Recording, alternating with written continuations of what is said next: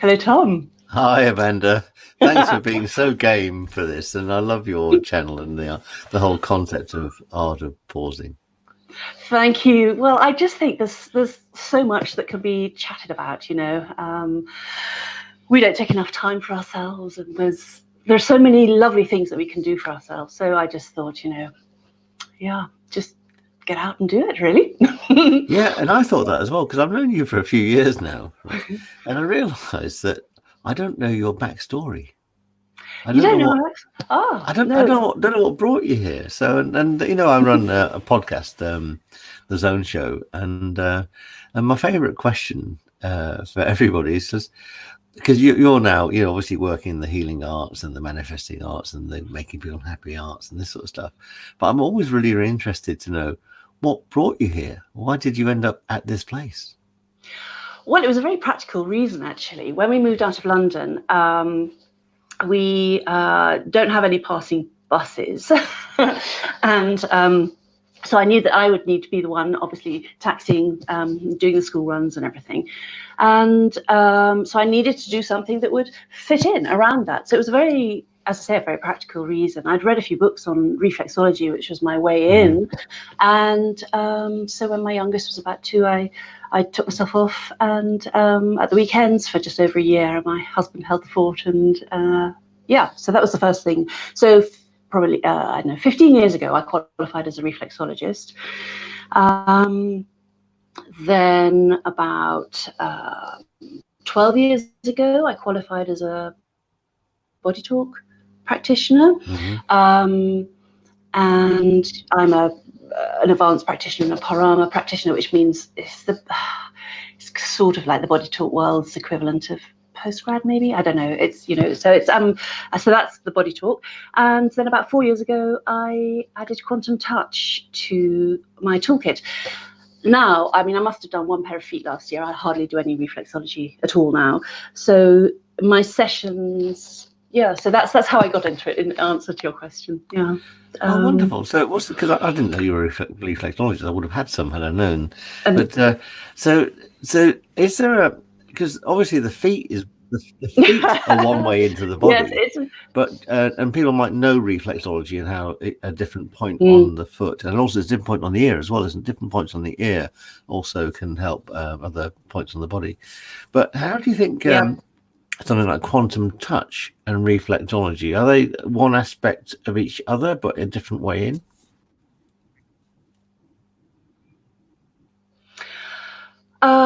Well, a reflexology, you could do it intentionally off the body, but generally reflexology is a contact thing, whereas the quantum touch is really, it's intention, it's running energy. And while you can be hands-on in a very sort of just in a connecting kind of way without any pressure, you can work at a distance as well. So it's I mean, everything's energy.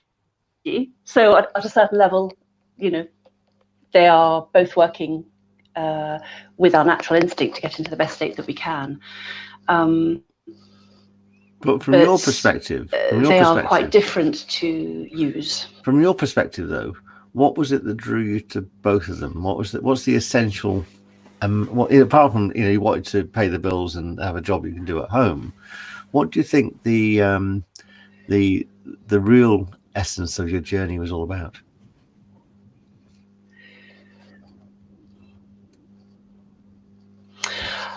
Well, with the body talk, I love the fact that it's basically a whole healthcare system. There is the potential to work with somebody on absolutely any level, or a combination of levels as well. So it could be physical, mental, emotional, spiritual, energetic, everything. Bits. You can be very detailed. You can be very broad in how things come up, and it's always appropriate. So I love the scope of that. And the same with the quantum touch. And my sessions actually now, how we all evolve. So although, I learned all the techniques and the details, in fact, everything is now much simpler, actually. And my sessions tend to be an intuitive combination of the two. And interestingly, during this period of pause, even, they again seem to be evolving in a way that seems to be quite interesting. I can't stop things once I know about them popping in either. So it's in. I love the fact that they're always appropriate. Each session's different, but they are always appropriate for where somebody is at the time of the session, whether they're with me or remote, because most of my work actually is remote. So your work is then designed for these strange times when we're kind of locked down, but also able to open up. It's interesting, isn't it? I have actually had the thought that perhaps these last few years, when I've been increasingly working at a distance with clients, that perhaps it was training for now. Yeah. And there are different ways that I can do that. It could be over the phone or video, or I can just tune in and do the session while somebody gets on with their day, or if it's a child or or whatever animal.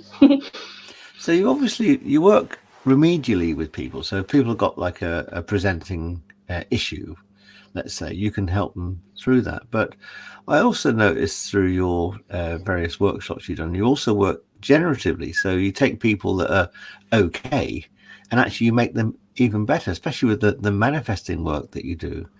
Can we just delve into that slightly? Yes, sure. The workshops, I think people come to them because they have, they definitely there's something that they want to alter or improve on or change in their lives. And so the way that we think, the language that we use,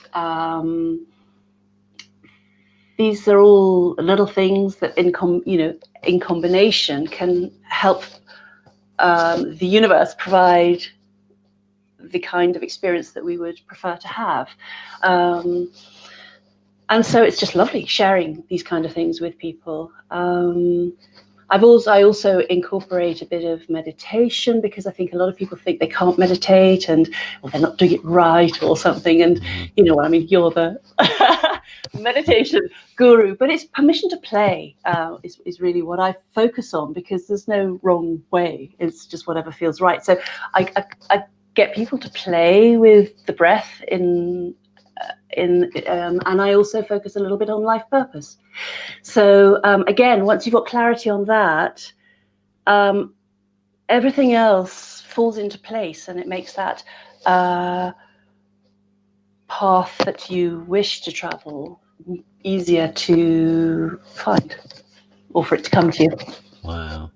I've never had this thought. I've never asked anyone this question. It only just occurred when you came in. So do you think then a healthy body, so somebody that's got reasonably good well-being, is actually in a better place to manifest their dreams, their desires, their wishes? No,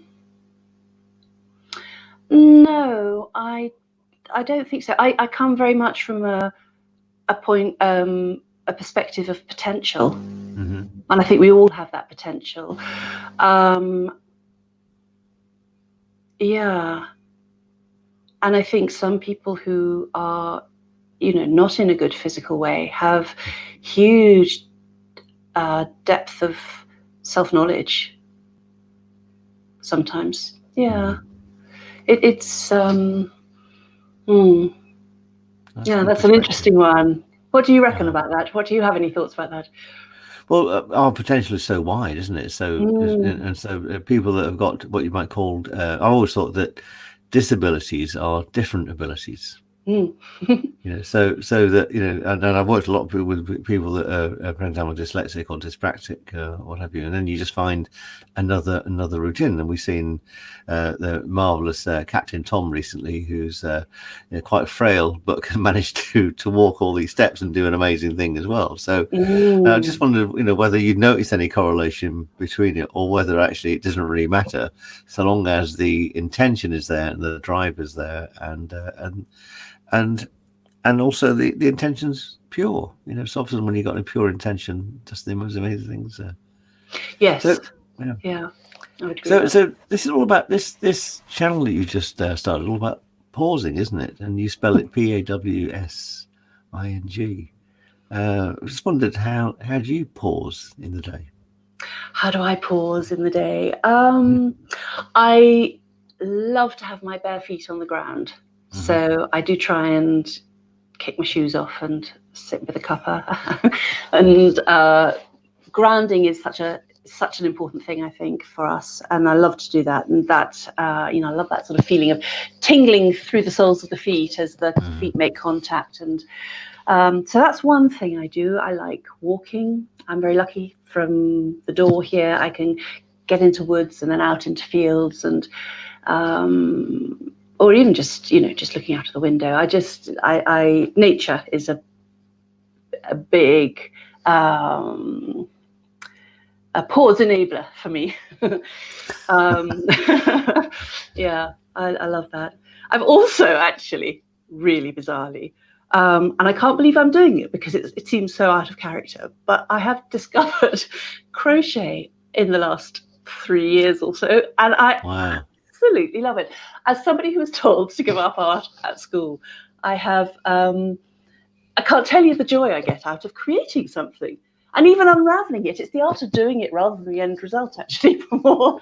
So, yeah, that gives me great. At the moment, I'm making a blanket, which is the first one I've done. And instead of being squares, it starts off with circles, but each one ends up as a hexagon. Magic. Oh, you're speaking my language. My intuition was that these aren't nothing. They're not crochet. They're mandalas. Yeah, well, these ones aren't actually, but yeah. Well, They could there's be. lots. Maybe my next one. There's lots of magic in the hexagon. That's where the word hex comes from, of course, isn't it? So, Oh.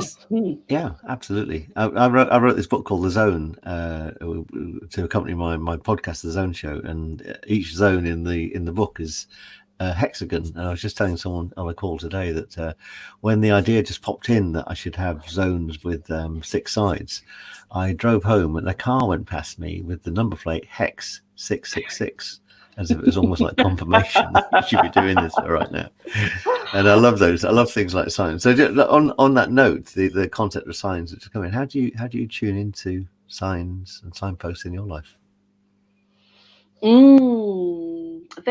I just have an inner knowing, just a feeling and I just have to go with it. Yeah, I would say that's. But also things just happen, don't they? So we were talking about my workshop just now, and I was thinking about, maybe in these times, maybe that's something I just, put to one side. And I'd had that conscious thought, and then within 12 hours, somebody had messaged me saying, are you doing you're doing these courses on Zoom or online at all? So, things like that come up, and you think, well, there's the message, isn't it? There's a sign. So there must be a connection in between the pause and noticing the signs, and especially we're in this strange time at the moment we haven't any of us experienced before. Do you think there's an opportunity for us to pause and notice signs and then act accordingly? I think there've been so many. I think that's one of this pause period has just been, pretty magical for people, allowing people just to stop and take stock, work out what's important, their priorities, learn new things, do new things, learn a different way of being as well. And I just see that everywhere. I'm sure you probably do as well. Yeah, I've just noticed so much change. People seem to have more time on their hands to absorb the new, and even if people have had under hard times, they seem to be adapting and adopting new ways of being, which is going to be useful for all of us, and I think that will scale up as well, wouldn't it? Yes, totally.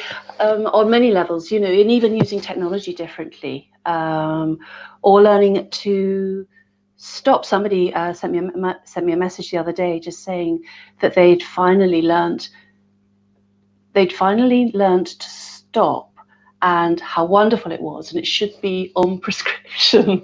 Well, I've always said that meditation is medication without any with only positive side effects. So that maybe that's what should we get it out into the It's NHS? so true, isn't it? Yeah, yeah. Mm. So if people want to get hold of you, and what sort of people can you really help the most, and how can you specifically help them, especially in the context of these times?